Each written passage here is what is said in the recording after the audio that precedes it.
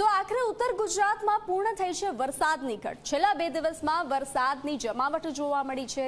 ઘટ પૂર્ણ થઈ છે। ઉત્તર ગુજરાતમાં સિઝનનો 104%થી વધુ વરસાદ નોંધાયો છે। મધ્ય ગુજરાતમાં પણ અત્યાર સુધીમાં 116% વરસાદ નોંધાયો।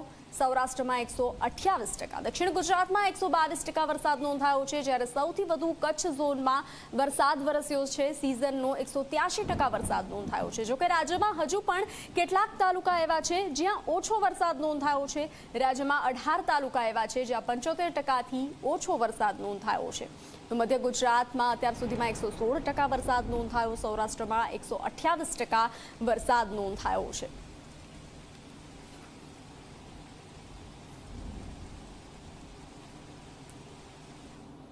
છ દિવસ ગુજરાતમાં વરસાદની સંભાવનાઓ હવામાન વિભાગ દ્વારા વ્યક્ત કરવામાં આવી છે। આજે 6 જિલ્લામાં વરસાદનું યલો એલર્ટ આપવામાં આવ્યું છે।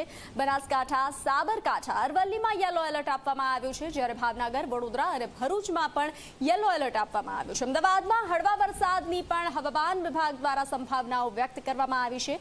હાલમાં રાજ્યમાં વરસાદની 2 સિસ્ટમ સક્રિય છે, તેને લઈ ફરી વરસાદનો એક રાઉન્ડ જોવા મળશે।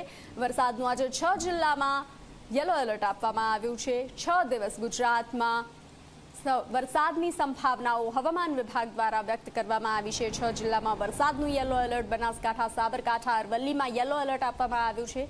ભાવનગર, વડોદરા અને ભરૂચમાં પણ યલો એલર્ટ આપવામાં આવ્યું છે। અમદાવાદમાં હળવા વરસાદની પણ સંભાવનાઓ વ્યક્ત કરવામાં આવી છે।